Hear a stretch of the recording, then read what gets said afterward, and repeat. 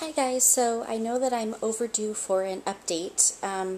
It has been exactly a week since I started treatments. I'm doing injections with IUI. So I am taking Menopur, and I took this the cycle that I got pregnant with the girls, and I'm doing IM injections. And what that is that most of the time you do sub-Q injections, which are tiny little needles that go in your belly. But for some reason, my RE tends to think that IM injections work better for women with PCOS. And what that is, it means I get the big, long needles. Do you see the size of this thing? And I inject them into my thighs because my husband, he could do my hip, but I tend to just like to do my own injections, and so the other place you can do it is in your thigh. So that's what I've been up to. I've just been doing injections every night. And I've been having a lot of side effects that I didn't have when I did this previously. When because I did 3 cycles before I got pregnant with the girls. The girls I got pregnant with on my 4th cycle. So this is my 5th cycle of doing all of this stuff.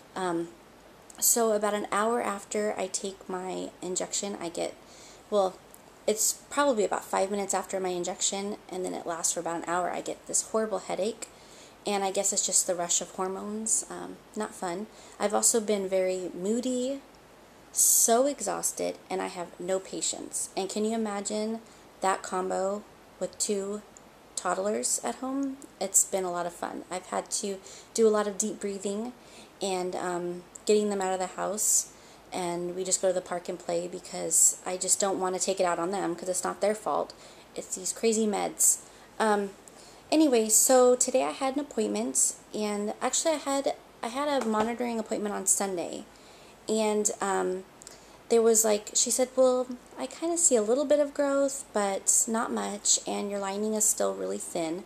But it was still only, I think it was only 4 days of injections at that point, so it was still pretty early. So I went in today, which would have been 4 days later, and I'm really disappointed. I actually had a good cry on the way home.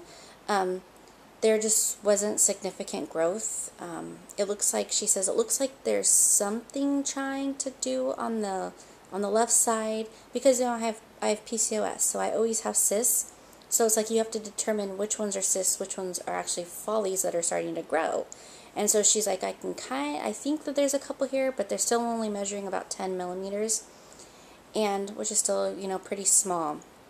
I have to go back on Saturday to monitor again, and I'm just really disappointed because I've always been kind of a poor responder, and the cycle I got pregnant with the girls, it was like the best cycle I've ever had in my whole entire life. And I was just really hoping and being optimistic that that was going to happen again.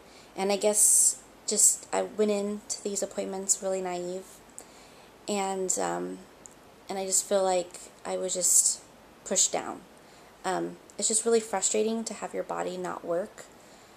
I just don't know why it has to be so hard. It should be something that's pretty simple, you would think.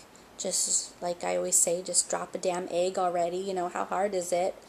I should be technically having my IUI on Saturday, not another monitoring appointment. So I'm just really disappointed. I'm just hoping that this cycle isn't a bust and we don't cancel it. I'm hoping that what it ends up being is just slow and steady wins the race. We're nervous about multiples again, so maybe, this is how we're going to get that 1 or 2 really good follicles that grow, and I get our little miracle baby. I don't know, it's just, I just get so, like I said before, just so frustrated, because it's like, I swore up and down that I wasn't going to get caught up in this whole crazy, infertility treatment roller coaster, and I'm on it. And I guess that once you start this, once you get on these meds, once you start, your heart gets involved, and your heart takes over for your brain, and it just really sucks. And I'm sure that the added hormones don't help too. So you're hyped up on hormones, and it's just something that you really want, and you're like, why is it so hard for me and so easy for others? And you start to do this whole thing like, why me? It's just not fair. And yeah, I know I'm blessed with my daughters, and I am so happy with them. But it doesn't mean that infertility should be should determine my family size.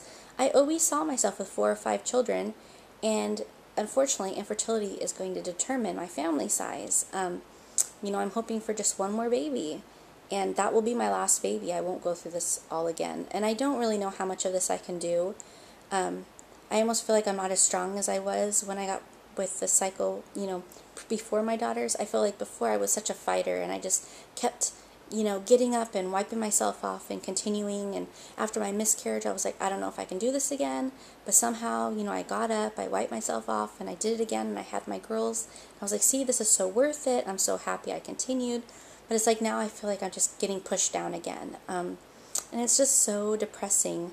And my RE that I saw today, she was saying, you have PCOS, that pesky PCOS, and it's like your numbers go up, but then they can just plummet as fast as they go up. And also during my appointment today, I always have blood work done, and my results came up online, and so I checked it, and I knew by that number that I was going to get a call by the nurse, and I knew that she was going to want to reduce my meds because my numbers they started off at 56, then 4 days later it went up to 61, then 4 days later now it's at 234. So that's like a huge jump.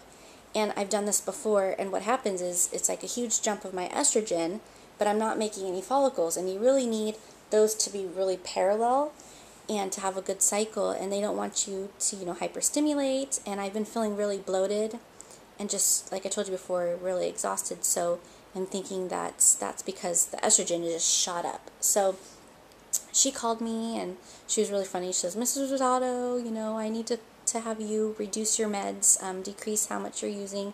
And I already knew that she was going to call. I said, yeah, my number was pretty high, wasn't it? She says, well, it's not horrible, but it's moving up, and we just want to be careful. So I've been taking 2 vials every night. Now I'm going to cut it down to 1.5. So hopefully it doesn't make me plummet the other way, which it's done in the past. Because before, it's like I would shoot up, and then they would reduce my meds, and I would just drop and plummet, and I would just end up with nothing. And it was just really, really frustrating. So, fingers crossed. I know this is kind of like a depressing vlog, but, I'm just frustrated, and I just want to be really open and honest with all of you. Infertility really, really, really sucks. It's just not fair. That's the bottom line. It's just not fair. And even though I have my daughters, what they would call now secondary infertility, it's still really painful. I would love to give them a baby brother or a baby sister. They are awesome with babies. They love babies, and I just can't wait to see them sitting there holding like their sibling. And sorry, I'm gonna cry because I'm just so emotional about this. But there's just something about giving your child a sibling, and I'm just so happy that they have each other. But I'd love to give them another, and so that's where we're at. These tears are just, I'm just frustrated, and I'm mad, and I'm just hoping that that on Saturday that stuff turns around, and something's growing in there. So anyway, I just want to tell you all, kind of like what's going on, and yeah. So but I really appreciate all your support, and you guys have been awesome following me and on my new journey here to hopefully having another baby. So anyway, I'll keep you guys updated. My next appointment, like I said, is on Saturday, and I'll try to do a vlog after that. Thank you so much. Bye.